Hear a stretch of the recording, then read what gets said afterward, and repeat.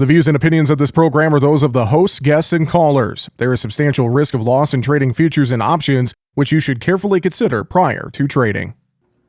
Well, in terms of the quarter wheat markets on Monday, it was pretty quiet overall. Soybeans, though, different story. Cattle, hogs, some concerns there. Not a great way to start things off on the week on Monday. Let's take a look and talk about it. Joining us for market analysis, John Heimberg with Total Farm Marketing. John, good to have you with us. Hope you had an awesome weekend. And, when we started Monday's trade, I said, well, here we go. It's holiday season. We're going to do penny higher, penny lower for the next couple of weeks. And then saw some news start flowing. I know the latest NOPA crush numbers weren't too friendly. You had some downturn in cattle and hogs too. I guess all in all, not a friendly way to end the trading session on Monday if you look across the ags, John.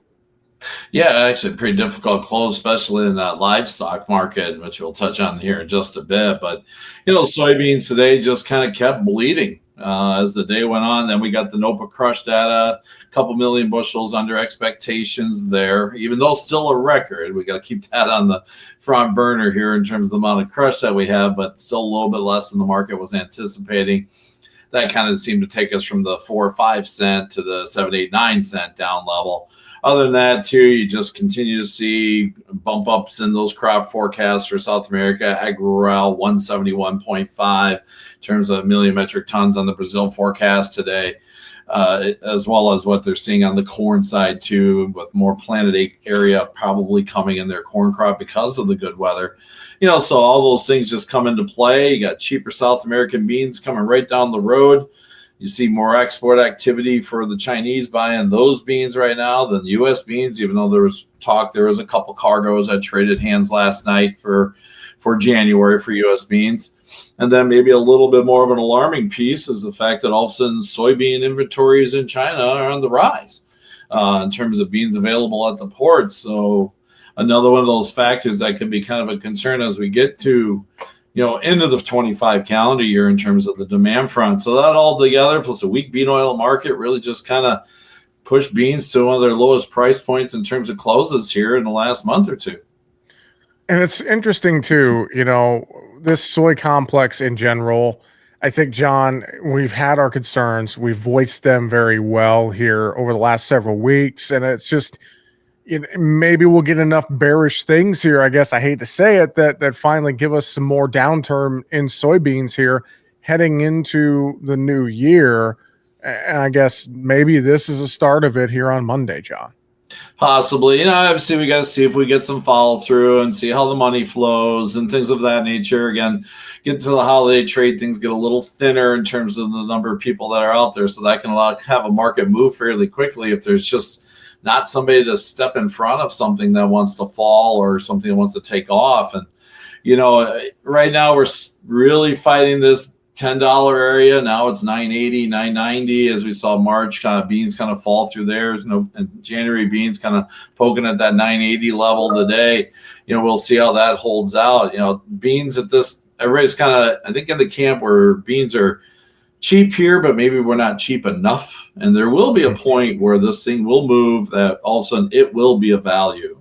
And that's going to be that opportunity for producers to look at some reownership or get some calls in that maybe if we have some weather this summer, we can sell into, because eventually a market can only be negative so long and then it just becomes a value. And so unfortunately, I don't feel like the bean market is there yet with the news that we're seeing in terms of the current trends. Even a little chatter about some dryness in Argentina, but if we lose 3-4 million metric tons there, we still got another 20 to 25 additional million metric tons coming out of the South American countries that are just going to absorb in this marketplace, and any losses that could occur. Very true. How about that corn market? I feel like corn continues to bump up against this nice round number on the board at 450 March. Plus the 200-day moving average right above it.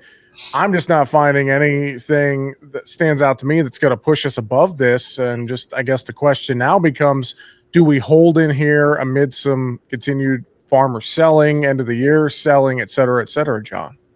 I think some of it's just going to be based on the money flow. Let's go talk about the funds and the fact that, they pushed that long position, 165,000 contracts up another 77,000. Now that was on Tuesday because of the report on Monday. Obviously, we saw strong buying in those days. Then we peaked it out on Wednesday, so we'll have to see how the money flow goes from there. Typically the funds get long corn at least once during the marketing year, and that window happens to be now. Now, is there enough news out there to get this market to go further? That's something we'll have to see.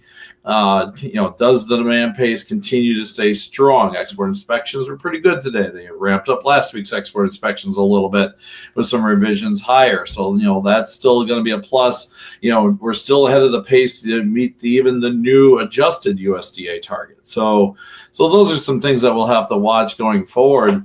Talking about the money flow, and this might be a little bit more depressing than anything. In July, we were sitting about 353,000 short contracts in the corn market. Now we're at 165,000 long. So that's a net of about 520,000 contracts that shifted from short to long. Just look at immediate history, that's just slightly under what we did from the COVID lows to the highs during that window. The worst part is you go look at a March corn, 403 on the low, we peaked at 451. So we had that big of a move and we picked up 48, 49 cents in terms of the actual market strength. So to me, that's a little concerning that if the funds say, hey, we want to roll this thing back down and push it down, they could very easily. I do still think there's a lot of corn that's going to need to move in the first part of the year as we turn to calendar in 2025, just already getting those conversations like, hey, I got bills to pay, it's tax time, those types of things. And I do think the farmer selling side of it could be a bit of a limit here, at least going into the first part of 25, barring some additional adjustments on that January report, whether it's yield or demand, that tighten up this carryout picture even more so. Wheat markets feel like a sympathetic trader with corn, whether corn's higher or lower. That just seems to be the big driver I'm watching right now. Is that the case in your opinion, John? Yeah, and the fact that charts kind of broke down a little bit on that close today kind of is disappointing. I had a chance to be a little bit positive. I'm focusing on the Chicago wheat here, but finished today 1-2 to lower, new low, took out a 10-day moving average. It feels like we got a better chance to go back and test that most recent low here from about a couple of weeks ago than we do going higher. So that could be a little bit of a wet blanket over the corn market as well, too, is just the direction of wheat. I think we're just really going to see this wheat market get into a bit of a sideways, choppy range trade. And that very well could happen in the corn side of it, too. Kind of looking at maybe a downside target.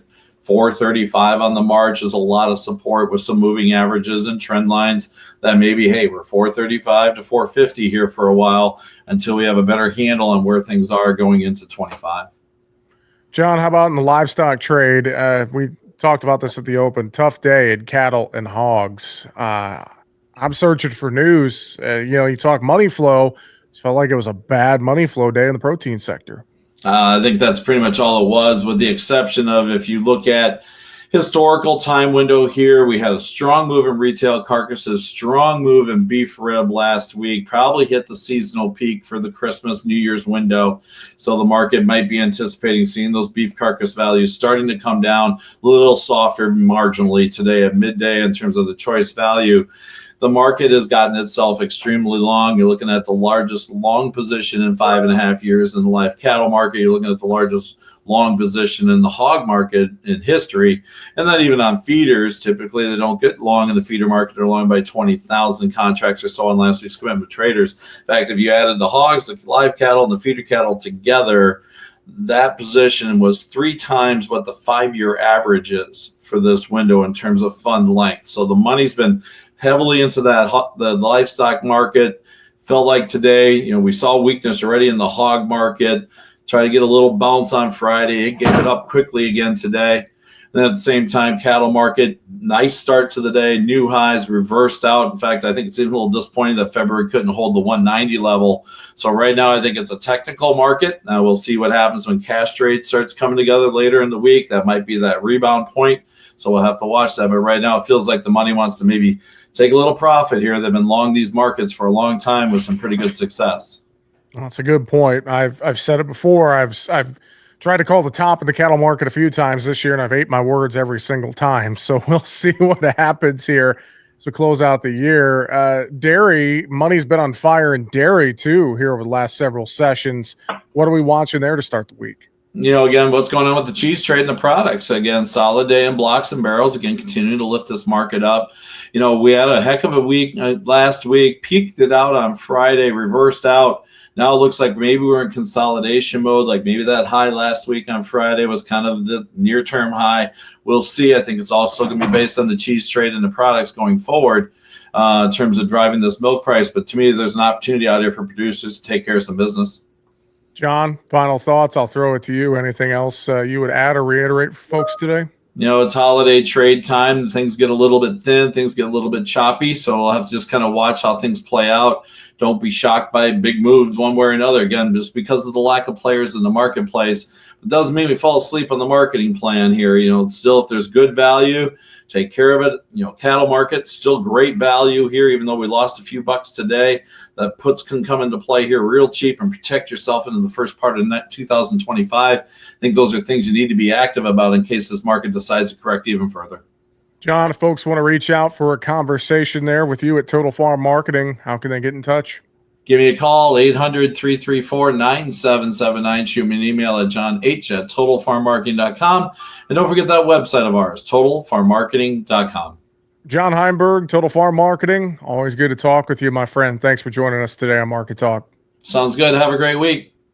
Make sure to subscribe to the Market Talk YouTube channel. There, you can watch our latest interviews with the top market analysts in the country, find bonus content, and much more. Just go to youtube.com/markettalkag and hit the subscribe button, or you can search for Market Talk Ag on YouTube.